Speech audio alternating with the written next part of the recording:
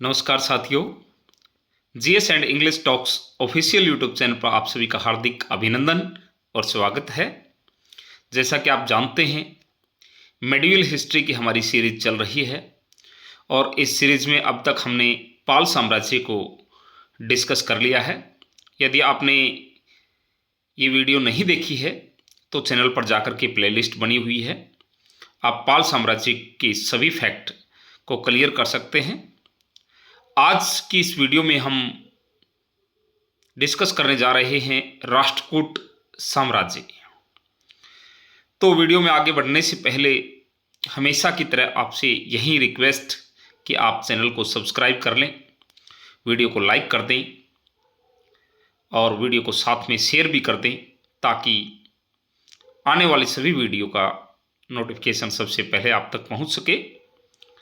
तो चलिएगा, आज इस कंटेक्स्ट में हम डिस्कस करने वाले हैं राष्ट्रकूट साम्राज्य।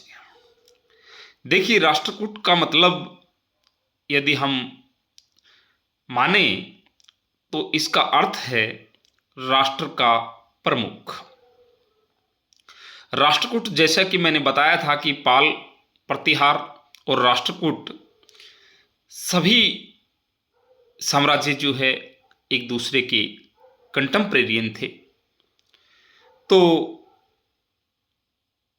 इसी कड़ी में आप कह सकते हैं कि राष्ट्रकूट पहले चालुक्यों के सामंत हुआ करते थे और यदि इनकी राजधानी का मैं जिक्र करूं तो वो मानखेत के अंदर थी और वेंगी के पूर्वी चालुक्यों और कांची के पल्लवों और साथ में आप कह सकते हैं मदुरई के पांड्यों के विरुद्ध जो है इनके निरंतर संघर्ष चलते रहते थे। तो ये न केवल कांची के पल्लवों, मदुरई के पांड्यों या फिर वेंगी के चालुक्यों, बल्कि मैंने पहले भी बताया है पाल और प्रतिहारों के साथ भी इनके संघर्ष चलते रहते थे। तो ये सारी चीज़ें एड ऑन करते जाएंगे आप अपनी नॉलेज के अंदर। सारे की सारी चीज़ें, एक एक फैक्ट जो है आपके लिए इम्पोर्टेंट हो सकता है, क्योंकि ये पूर्व मध्यकालीन भारत का इतिहास जो रहा है हर्षवर्धन के बाद का, वो सभी बातें जो है हम डिस्कस करते हुए आगे बढ़ रहे हैं। और इस साम्राज्य के अंदर जो है कृष्ण तृतीय अंतिम महान शासक माना जाता है और राष्ट्रकूट जो है वो धार्मिक रूप से सहिष्णु थे, उदार थे और इनके धर्म की यदि हम बात करें तो शैव धर्म, वैष्णव और जैन, इन तीनों धर्मों को ये संरक्षण दिया करते थे। तो आप कह सकते हैं कि धार्मिक तौर पर ये सहिष्णु थे। यदि इनके राजाओं का हम जिक्र करें, कुछ इंपॉर्टेंट राजा जो है राष्ट्रकूट साम्राज्य के हम डिस्कस करने जा रहे हैं। इस कड़ी में दंती दुर्ग जो है सबसे पहला चालुक्य राजा कीर्तिवर्मन द्वितीय का सामंत था। ये जैसा कि पहले ही हमने पढ़ा है कि चालुक्यों के जो है ये सामंत थे और दंती दुर्ग की जहाँ तक बात है वो जो है चालुक्य राजा कीर्तिवर्मन द्वितीय का सामंत था। और 753 ईस्वी में राष्ट्रकूट शासन की इसने स्थापना की। यही इसी क्यों सुना जाता है कई बार कि राष्ट्रकूट साम्राज्य की स्थापना किसने की, तो आप दंती दुर्ग बताएंगे 753 ईस्वी में। दूसरा जो शासक इनका रहा है वो कृष्ण प्रथम। तो कृष्ण प्रथम जो है इनका दूसरा शासक, साम्राज्य का विस्तार व वर्तमान कर्नाटक तथा कोंकण पर अधिकार, यानी कि साम्राज्य का विस्तार करते हुए ये आगे बढ़ा और जो वर्तमान आज का कर्नाटक है और कोंकण है यानी कि दक्षिण में, ये इन इलाकों पर जो है इन्होंने अधिकार किया और पल्लव जो साम्राज्य था उसका जो है अंत किया। चट्टानों को काटकर एलोरा के कैलाश मंदिर, कैलाशनाथ जो शिव के मंदिर हैं, तो उनका निर्माण करवाया। वेरी इंपॉर्टेंट बात यहाँ पर दे रखी है कि चट्टानों को काट करके एलोरा के जो कैलाशनाथ मंदिर हैं और ये शिव मंदिर है, ध्यान रखना, तो इनका निर्माण भी जो है इसी शासक ने कृष्ण प्रथम ने करवाया, यानी कि राष्ट्रकूटों के समय में हुआ। यदि मैं आगे बढ़ूं तो आप देखेंगे कि जो एक और इम्पोर्टेंट राजा जो है राष्ट्रकूट साम्राज्य का रहा है वो ध्रुव।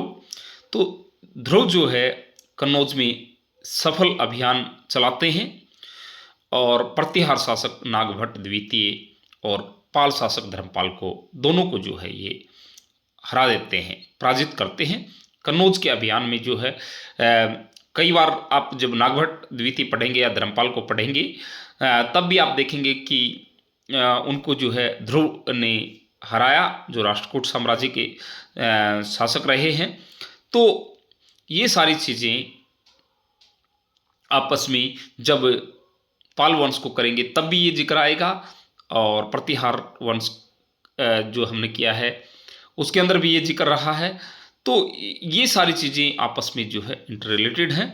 तो ध्रुव के बारे में आप ये बात याद रखेंगे। आगे जो शासक रहा है वो अमोघ वर्ष प्रथम, इसको जो है दक्षिण का अशोक कहा जाता है। Very important thing is there, very important question is there. आप बहुत अच्छे से देखेंगे कि अमोघ वर्ष प्रथम को दक्षिण का अशोक और गुप्त शासक विक्रमादित्य के साथ इनकी तुलना की गई है। देखिए बहुत इंपॉर्टेंट बन जाता है क्वेश्चन कि कौन सा ऐसा शासक है जिसको दक्षिण का अशोक और गुप्त शासक विक्रमादित्य के साथ उसकी तुलना की जाती है, तो वो अमोघ वर्ष प्रथम है। और जो मानखीत में राजधानी मैंने बताई थी वो इन्होंने ही बनाई, यानी कि अमोघ वर्ष प्रथम ने मानखेत में जो है अपनी नई राजधानी बनाई और पूर्वी चालुक्यों को इन्होंने पराजित किया और पड़ोसियों के साथ इनके बहुत अच्छे मित्रतापूर्वक जो है संबंध रहा करते थे। अमोघ वर्ष प्रथम का यदि हम जिक्र करें धर्म को लेकर के तो ये आप कह सकते हो कि जैन धर्म का अनुयायी था, और इनकी जो इम्पोर्टेंट जो राइटिंग है वो कन्नड़ भाषा में कविराज मार्ग।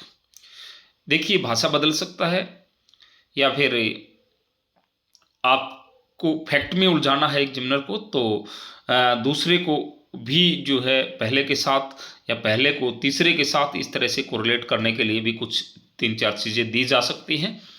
तो आप प्लीज़ थोड़ा सा अटेंटिव होकर के इन चीज़ों को देखिएगा। तो कन्नड़ भाषा में कविराज मार्ग और संस्कृत में प्रश्नोत्तर रत्नमालिका की रचना जो है इन्होंने की। तो ये दोनों इम्पोर्टेंट जो है राइटिंग है, इनका भी आप ध्यान रखेंगे। और इस प्रकार से जो है राष्ट्रकूट साम्राज्य का ये पार्ट 1 आज हमने कंप्लीट किया है, क्योंकि हमने ये आपसे वादा कर रखा है कि छोटी छोटी वीडियो के माध्यम से जो है फैक्ट को क्लियर करवाया जाएगा। कोई ज़्यादा वीडियो बड़ी अब आ नहीं रही है। शुरुआत से हमने जो है 2-3 मिनट की वीडियो चला करके 10 मिनट तक हम पहुँचे हैं। तो वीडियो को ज़्यादा लंबा नहीं रखेंगे, क्योंकि ऑडियंस जो है या फिर जितने भी स्टूडेंट्स हैं जो इस वीडियो को अवेल करने वाले हैं, तो वो किसी प्रकार से बोर ना हो। तो इसका एक पार्ट और हम लेकर के आएंगे और उसके बाद जो है ये राष्ट्रकूट साम्राज्य भी हमारा कंप्लीट हो जाएगा और फिर चोल बसता है, फिर हम इसके बाद चोल साम्राज्य को करेंगे। लेकिन उससे पहले राष्ट्रकूट साम्राज्य का पार्ट 2 जो है जल्द ही आपके बीच में आने वाला है। तब तक आप जो है इन चीज़ों को डिस्कस कर ले, क्योंकि इसका अभी कला और संस्कृति के साथ साथ जो है साम्राज्य जो है राष्ट्रकूट उसका प्रशासन भी बसता है। तो वो चीज़ें हम पार्ट 2 में डिस्कस कर लेंगे। तो चलिएगा आज के लिए इतना ही। Thank you very much, thank you all of you. जाने से पहले प्लीज़ आप सब्सक्राइब का बटन ज़रूर दबा करके जाइएगा।